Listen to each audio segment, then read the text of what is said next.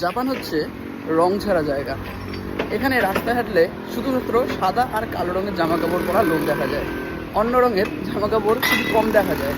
তো রাস্তায় এখন আমি হাঁটবো আর দেখাবো, তোমরা নিজেরাই দেখো যে তোমরা অন্য রঙের জামা কাপড় কতগুলো দেখতে পাও।